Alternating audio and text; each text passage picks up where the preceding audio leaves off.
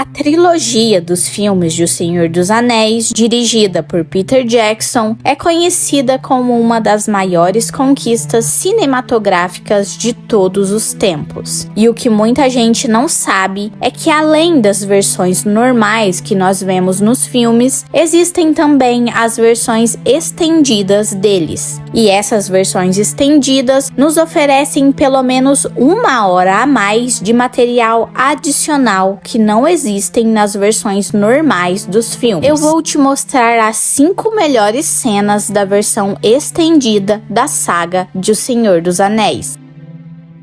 A morte de Saruman. Na versão estendida de O Retorno do Rei, nós vemos uma conclusão mais detalhada para o fim do vilão Saruman. Depois da queda de Isengard, Saruman está preso no alto da Torre de Orthanc, observando o caos e a destruição ao seu redor. E ele ainda está em posse da Pedra Palantir, usando ela para tentar retomar o controle da situação e se comunicar com Sauron. Quando a Companhia do Anel chega até a base da torre, junto do rei Théoden, Gandalf chama por Saruman, exigindo que ele desça e se renda. Desça, Saruman, e sua vida será poupada. E eu nem preciso dizer que Saruman se recusa a descer e permanece arrogante lá em cima. O que quer, Gandalf? Capa cinzenta? Depois de Gandalf sugerir que ele desça e forneça informações sobre Sauron, Então veio obter informações. Saruman se sente ofendido com tanta audácia e lança um feitiço em Gandalf, fazendo o fogo e a água se erguerem em torno dele. Guarde sua pena e misericórdia! Não preciso dela! Mas Gandalf, agora como branco, desfaz o feitiço com um simples gesto e quebra o cajado de Saruman. Seu cajado está quebrado. Então Grima, língua de cobra, surge, mas acaba sendo humilhado por Saruman, que diz que ele nunca foi e nunca será um homem de Rohan. Então Théoden e os outros tentam convencer Grima a se rebelar contra Sauron. Mas em um ato de desespero e de vingança, Grima apunhala Saruman pelas costas. Não serei mantido prisioneiro aqui! Legolas, vendo aquilo lá de baixo, lança uma flecha em sua direção, tirando a vida dele. Saruman cai da torre e encontra seu fim empalado em uma roda d'água que estava destruída lá embaixo. Uma morte grotesca e trágica. E no meio de todo esse caos, a Pedra Palantir cai na água, mas é recuperada por Pippin e entregue nas mãos de Gandalf.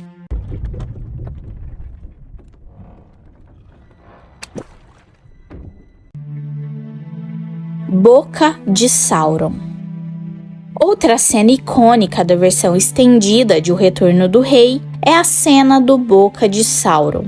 Aragorn, liderando seus companheiros, chega até os portões de Mordor e exige que o Senhor da Terra-Negra vá até eles. Que o Senhor da Terra-Negra venha até nós! Em resposta, os portões de Mordor se abrem e o porta-voz de Sauron surge para negociar com ele.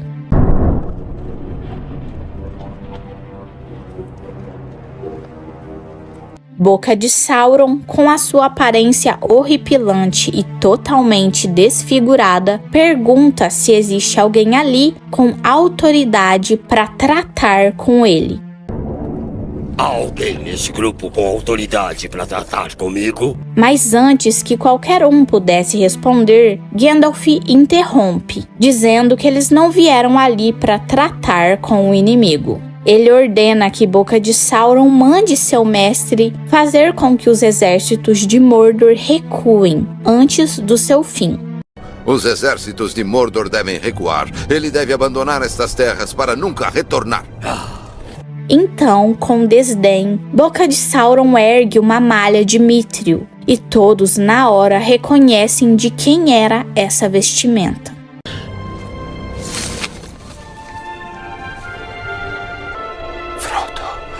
Boca de Sauron zomba de todos, dizendo que os seus esforços tinham sido em vão e que Frodo tinha sofrido muito nas mãos do seu anfitrião.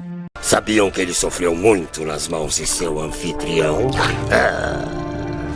Todos são tomados pelo medo e pelo desespero, mas o Aragorn permanece inabalável e, demonstrando muita calma e determinação, ele avança e decapita o Boca de Sauron em um movimento extremamente rápido.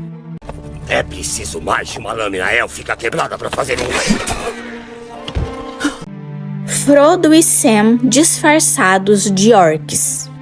Ainda na versão estendida de O Retorno do Rei, há uma cena onde Frodo e Sam se disfarçam de orcs em Mordor para tentarem passar despercebidos pelos exércitos de Sauron. Depois de escaparem da Laracna e de Frodo ter sido torturado pelos orcs, os dois hobbits encontram trajes de orcs e se disfarçam para atravessar a terrível Terra Negra sem serem detectados. Mas enquanto eles tentam se manter discretos, Frodo e Sam se deparam com um enorme exército de orcs que estava marchando em direção ao Portão Negro de Mordor para atacar Aragorn e seu exército. Depressa! Sabem que nós estamos em guerra! Frodo e Sam tentam se esconder, mas o líder dos orcs acaba vendo eles e forçando os dois a se juntarem à marcha. Levantem-se! Vamos, suas lesmas!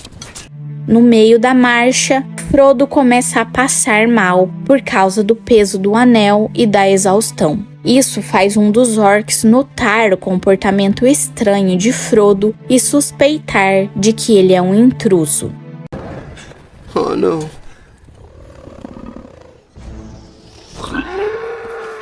O orc se prepara para atacar e vai em direção aos dois hobbits, mas Frodo tem a brilhante ideia de começar uma briga com Sam para tentar distrair os orcs. Bata em mim. O quê? Bata em mim, Sam. Comece a brigar. A confusão se espalha rapidamente e os orcs começam a se voltar uns contra os outros. Então Frodo e Sam aproveitam esse tumulto para se afastarem lentamente do grupo. E com muita sorte, eles conseguem sair de fininho e se escondem em uma fenda nas rochas, enquanto a briga continua.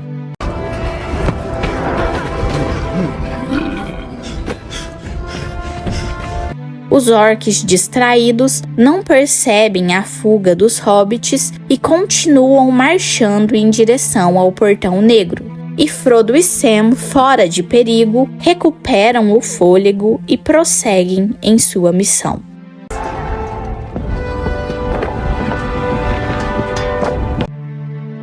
O Exército dos Mortos.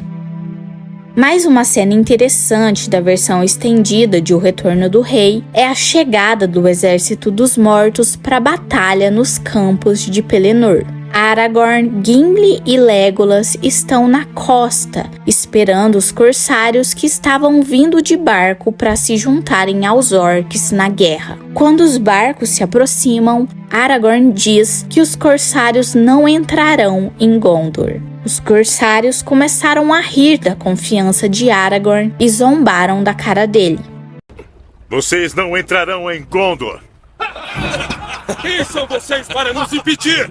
Gimli ficou irritado e diz aos corsários que eles se preparassem para serem invadidos, mas isso só aumentava a diversão dos inimigos. Eles riam ainda mais alto e perguntaram sarcasticamente: invadidos por qual exército?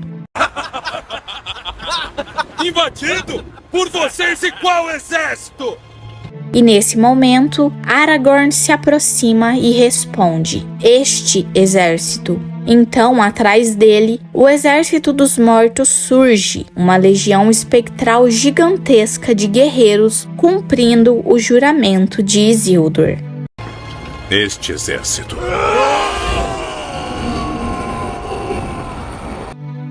A competição de Legolas e Gimli. Na versão estendida de As Duas Torres, uma das cenas mais engraçadas é o alívio cômico proporcionado pela competição entre Gimli e Legolas. Depois da Batalha do Abismo de Helm, os dois concluem a sua disputa para ver quem conseguia matar mais orcs. Contagem final. 42. 42? Gimli fica surpreso e responde que isso não era nada mal para um príncipezinho elfo orelhudo. Mas ele lamenta que Legolas tinha perdido a aposta, porque ele estava sentado no número 43. Eu estou sentado no número 43. Então Legolas decide resolver a questão e atira uma flecha no orc em que Gimli estava sentado. 43. Gimli fica sem entender nada e Legolas fala que aquele orc estava se mexendo. Então essa cena acontece. Estava se mexendo, porque meu machado estava no sistema nervoso dele. Todas essas cenas são fascinantes de assistir e nós não podemos negar que elas adicionam muito mais emoção nos filmes de O Senhor dos Anéis. E vocês já tinham assistido pelo menos uma dessas cenas antes? Ou estão vendo elas pela primeira vez aqui no canal? Existem várias outras cenas incríveis da versão estendida que eu ainda não mostrei aqui, como por exemplo, a cena em que o rei bruxo de Angmar quebra o cajado de Gandalf e quase mata ele.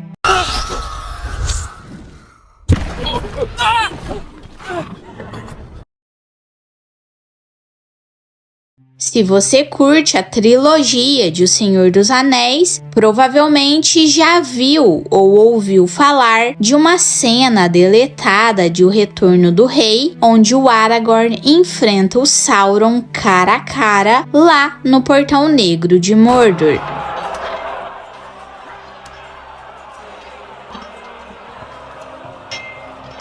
Mas no final, essa cena aí foi cortada do filme. Então, se você quer saber o motivo de Peter Jackson ter tomado essa decisão e o que realmente aconteceria se essa batalha tivesse continuado no filme, fica no vídeo que eu vou te contar tudo.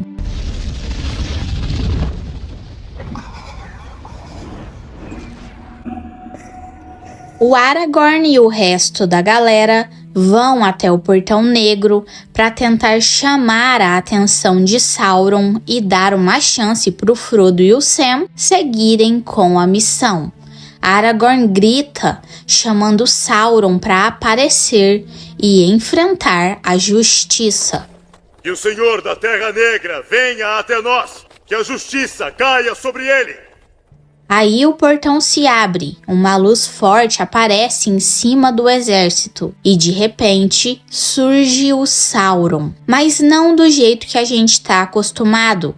Primeiro ele aparece com uma aparência bonita, meio divina, a forma que ele usava para enganar os outros, chamada Anatar.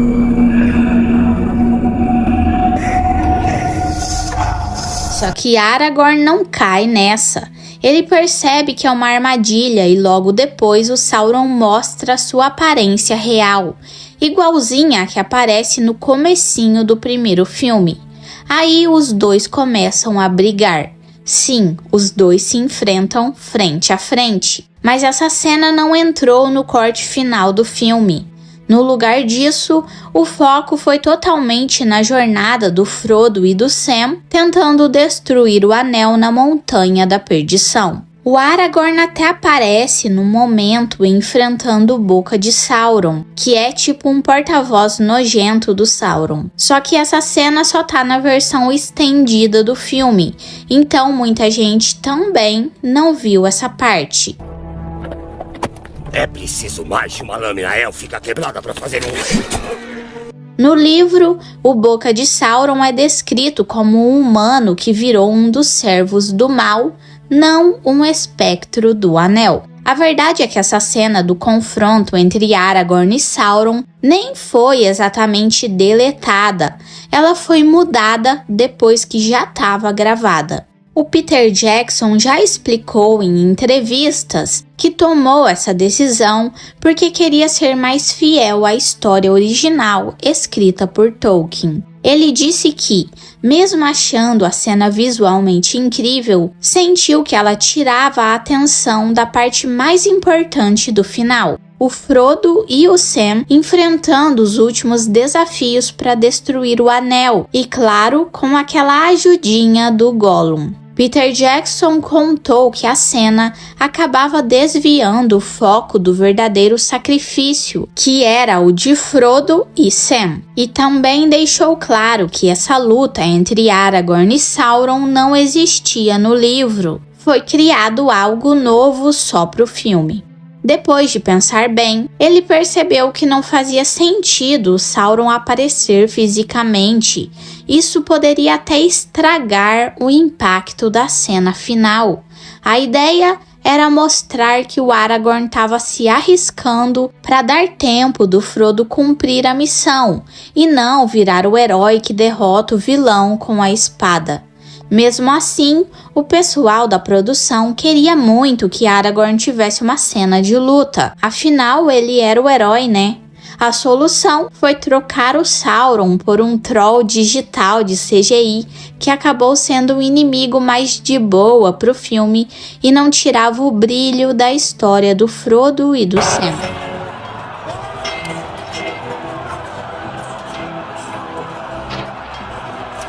Peter Jackson sempre se preocupou em respeitar a essência da obra do Tolkien, e ele viu que esse momento não combinava com a mensagem principal da história, que até os menores e mais improváveis podem fazer grandes coisas.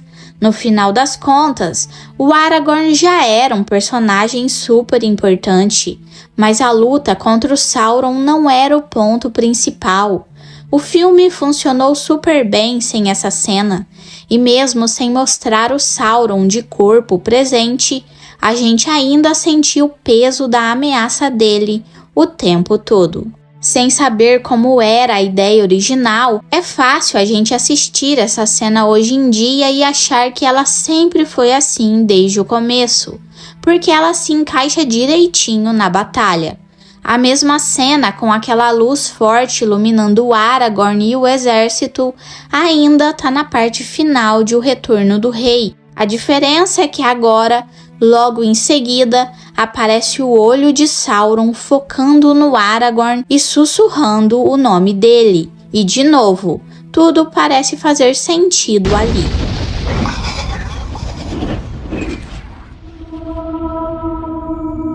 Mesmo que uma luta entre Aragorn e Sauron parecesse ser algo épico, muita gente que é fã concorda que o motivo para deixar isso de fora faz total sentido. A trilogia sempre tentou, na medida do possível, seguir o que estava nos livros. Claro, nem tudo foi 100% fiel, mas dá para ver que houve muito cuidado para manter o espírito da obra do Tolkien. E é isso que faz toda a diferença. Eles não estavam só fazendo um filme de fantasia qualquer, estavam contando uma história que já mexeu com milhões de pessoas no mundo todo. Respeitar o que o autor queria dizer, o clima da história, os temas principais, como a amizade, coragem, sacrifício, tudo isso pesa mais do que colocar uma luta improvável de acontecer só para agradar visualmente. E é por isso que muita gente defende que foi uma boa decisão deixar essa luta de fora, porque ela acabaria tirando o foco do que realmente importa. 2 hobbits pequenos, simples, sem força, sem armas mágicas, enfrentando o mal mais poderoso da Terra-média. É isso que faz O Senhor dos Anéis ser tão diferente de outras histórias do mesmo tipo. Não é só sobre guerreiros, reis e grandes batalhas, é sobre pessoas comuns fazendo o impossível.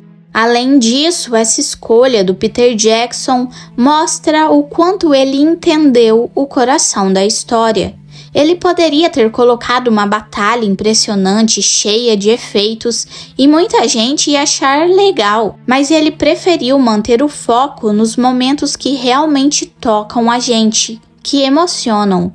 E no fim, isso fez os filmes durarem no tempo, virarem clássicos e emocionarem até quem nunca leu os livros. Eu não posso carregá-lo pelo Senhor, mas posso carregar o Senhor. Vamos! Então, quando a gente pensa nisso tudo, fica mais claro porque a cena foi mudada. Não foi falta de ação, foi uma escolha consciente para contar a história do jeito certo, respeitando o que ela significa de verdade. Bem diferente do que os Anéis do Poder fizeram, né?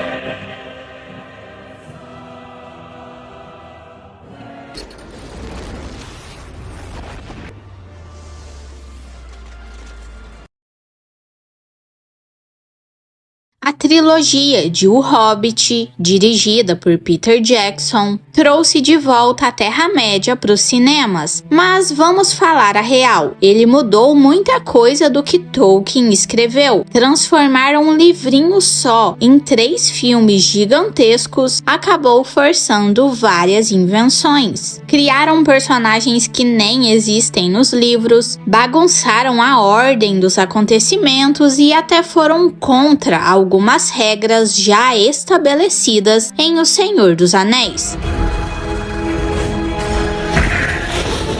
Eu vou te contar as maiores mentiras que os filmes de O Hobbit te mostraram. Venham comigo. Tauriel e Kili, um casal que nunca existiu nos livros. Para começar, vamos falar de uma das mudanças que mais causaram discussão entre os fãs: o romance entre a elfa Tauriel e o anão Kili. Nos filmes, Tauriel aparece como uma elfa da Floresta das Trevas, mas ela nem existe na história original. Isso mesmo, Tolkien nunca criou essa personagem. Além de inventarem a Tauriel, colocaram ela num romance com o anão Kili, algo que Tolkien jamais sugeriu. Pelo contrário, na obra dele, elfos e anões nunca se deram muito bem. Sempre rolava desconfiança dos dois lados. Um romance entre eles é totalmente fora do que Tolkien escreveu. Tauriel.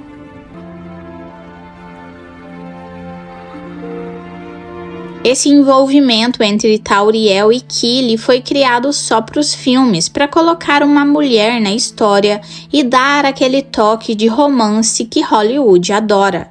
E para piorar, ainda colocaram o Legolas nesse triângulo amoroso.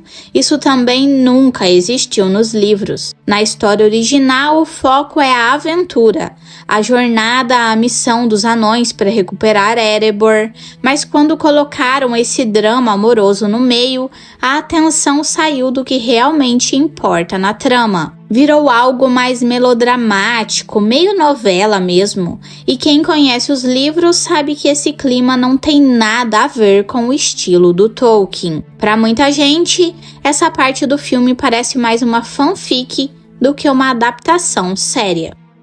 Azog, o Profanador, um vilão ressuscitado.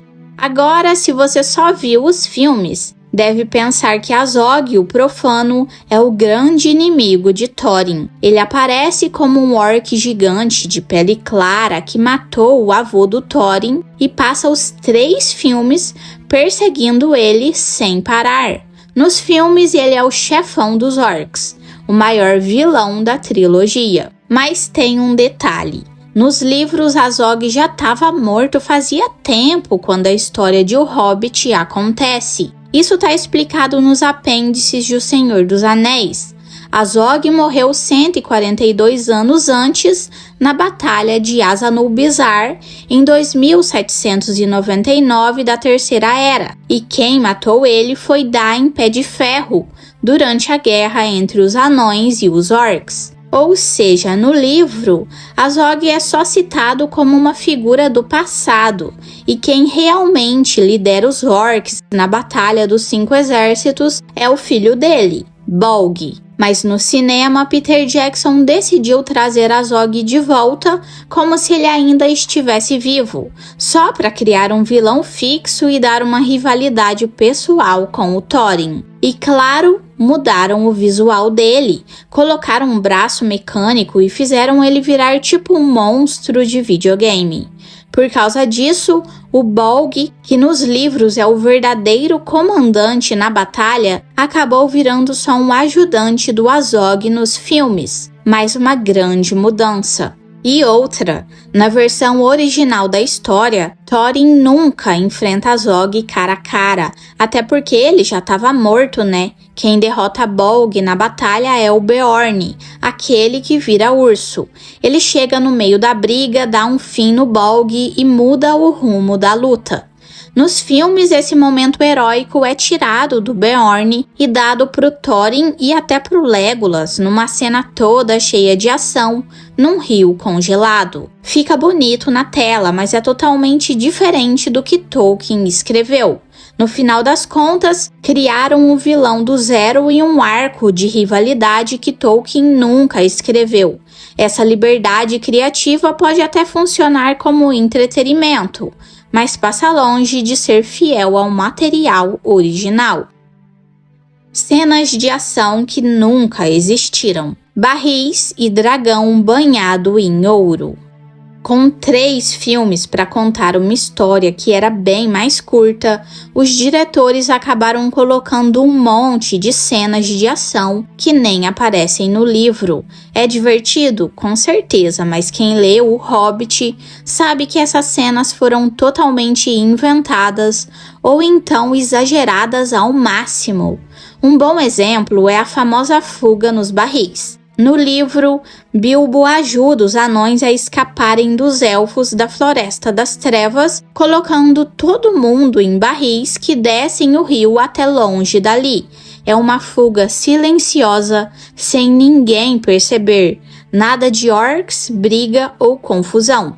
Já no filme A Desolação de Smaug, essa parte virou quase um parque de diversões. Tem orc atacando, Legolas e Tauriel pulando pra lá e pra cá, flecha voando pra todo lado e até o Bombur lutando enquanto gira dentro de um barril. A cena ficou cheia de ação, bem no estilo blockbuster, mas nada disso existe no livro. Nem orc, nem Legolas, nem luta. Foi tudo colocado ali para dar emoção, mas a ideia original era outra. Tensão e silêncio, não pancadaria. E a coisa fica ainda mais exagerada quando a gente lembra da cena do dragão e a estátua de ouro. No filme, os anões enfrentam Smaug dentro da montanha de Erebor. Eles correm pelas forjas, ativam máquinas antigas e tentam matar o dragão, cobrindo ele com ouro derretido de uma estátua gigante que eles montaram rapidinho. Visualmente é impressionante, mas nada disso está nos livros. Na história escrita por Tolkien, os anões não encaram o dragão dentro da montanha. Quem vai até lá é só o Bilbo, que conversa com Smaug escondido e na conversa percebe que tem uma parte do corpo do dragão que não é protegida pelas escamas. Ele conta isso para os anões do lado de fora da montanha, um tordo escuta a conversa e voa para contar isso para o Bard. Depois disso, Smaug voa com raiva para atacar a cidade do lago e é lá que o Bard consegue derrotar ele. Tudo o que acontece no filme com o ouro derretido é pura invenção dos roteiristas, só para deixar a cena mais grandiosa.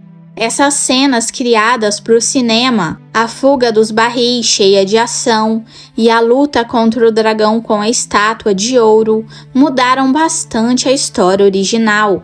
Transformaram momentos simples em cenas de videogame, com tudo muito acelerado, cheio de efeitos, lutas e explosões. No livro, muitas dessas coisas ou são bem mais discretas ou nem chegaram a acontecer. Pode até parecer legal de assistir, principalmente para quem curte ação, mas é importante lembrar que isso não foi o que Tolkien escreveu. Se ficou melhor ou pior, aí já é a opinião de cada um, mas que mudou bastante coisa, isso mudou. E agora vamos seguir para o próximo ponto. A mudança de Dol Guldur, Conselho Branco, Sauron e as tumbas dos Nazgûl. No livro O Hobbit, o Gandalf some de vez, com uns assuntos urgentes para resolver, e só depois ele conta que foi ajudar a expulsar um tal de necromante do sul da Floresta das Trevas. O Tolkien não explicou muito isso no próprio livro. Foi só nos apêndices de O Senhor dos Anéis que a gente descobre que esse necromante era o próprio Sauron, escondido em Dol Guldur, e que o Conselho Branco, que tinha Gandalf, Elrond, Galadriel e Saruman, foi quem se juntou para expulsar ele de lá. Só que nos filmes resolveram dar muito mais atenção para essa parte. E aí já viu, inventaram bastante coisa. Em vez de ser algo que aconteceu nos bastidores, como é nos livros, a trama de Dol Guldur vira um dos pontos principais da história. No filme, o Gandalf vai investigar Dol Guldur, descobre que o necromante é o Sauron mesmo e acaba preso. Depois, em A Batalha dos 5 Exércitos, tem toda uma cena em que a Galadriel, Elrond e Saruman aparecem para lutar contra os espectros do Anel e enfrentar o próprio Sauron. Galadriel usa todo o poder dela para expulsar o espírito maligno dali. É uma cena de tirar o fôlego, mas nada disso está no livro. Não tem luta, nem batalha mágica, nem essa reunião toda em Dol Guldur. O livro Hobbit nem chega a mencionar o Conselho Branco diretamente. Nos escritos de Tolkien, os membros do Conselho já sabiam há muito tempo que tinha algo de errado lá em Dol Guldur e planejavam um ataque com calma. Não foi surpresa nenhuma, nem rolou batalha de última hora. Os filmes pegaram isso e mudaram bastante para criar algo mais emocionante. Uma das invenções mais curiosas é a tal das tumbas dos Nazgûl. Segundo o filme, depois da queda do Rei Bruxo de Angmar, ele e os outros espectros foram trancados em tumbas mágicas nas colinas de Huldaur. Só que agora essas tumbas aparecem abertas, como se alguém tivesse soltado os Nazgûl. Isso também não existe em lugar nenhum dos livros. Na história original, o Rei Bruxo nunca foi morto dessa forma. Ele fugiu e continuou vivo como um espectro até ser realmente derrotado muitos anos depois. Então não tem essa de túmulo fechado com feitiço. E outra, os Nazgûl não são cadáveres esperando para sair do caixão. Eles são espíritos presos ao poder dos anéis, sem corpo físico. A ideia de que eles estavam enterrados é totalmente criação dos roteiristas dos filmes. Até os fãs mais ligados na obra ficam confusos com isso. Além disso, o jeito que o filme mostra o Gandalf sendo capturado também é bem exagerado. Ele aparece preso numa cela, sem o cajado, precisando ser salvo dramaticamente pela Galadriel. No texto original, o Tolkien nunca descreveu o Gandalf sendo preso desse jeito. Na verdade, ele se infiltrou em Dol Guldur bem antes, e foi lá que ele encontrou o pai do Thorin preso. O ataque do Conselho Branco não acontece ao mesmo tempo em que Bilbo fazia sua jornada, e não tem nada dessa prisão do Gandalf. Claro que se fosse para ter uma luta entre o Sauron e o Gandalf, Sauron teria vantagem, porque ele é um espírito Maia muito mais poderoso. Então Gandalf perder numa briga dessas até faz sentido. Mas o duelo cheio de efeitos, com ele apanhando até a Galadriel chegar, foi só uma escolha dos filmes para deixar tudo mais dramático. Outro detalhe importante: o papel do Saruman também foi mudado. Nos livros ele era contra atacar Dol Guldur desde o início, por motivos pessoais que ele escondia. Já nos filmes ele aparece ajudando na luta e até dá umas falas que mostram o caminho da traição que ele vai seguir mais tarde. Essa mudança é pequena perto das tumbas dos Nazgûl, mas mostra como tudo em torno de Dol Guldur foi refeito. No fim das contas, o que nos livros era só uma notinha nos apêndices, a missão do Conselho Branco para tirar o Sauron de Dol Guldur, virou uma sequência cheia de ação, mistério e batalha mágica nos filmes.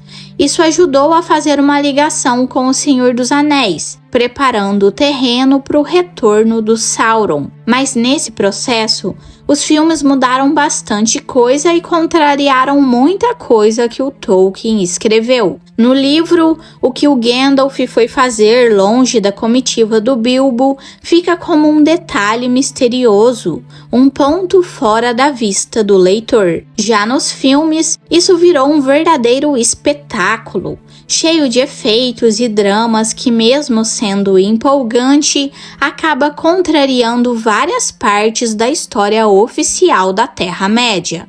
Aonde você foi, se é que posso perguntar? Olhar à frente. E o que eu trouxe de volta? Olhar para trás. Mas agora eu quero saber de você. Qual dessas mudanças nos filmes mais te incomodou? Ou tem alguma coisa que você curte mais do que a do livro? Me conta aí nos comentários. E por favor, não se esqueça de se inscrever para ajudar o meu canal a crescer. E ative o sininho das notificações para ficar por dentro quando eu postar um vídeo novo por aqui. Até mais! O mundo não está nos seus livros e mapas. Está lá fora.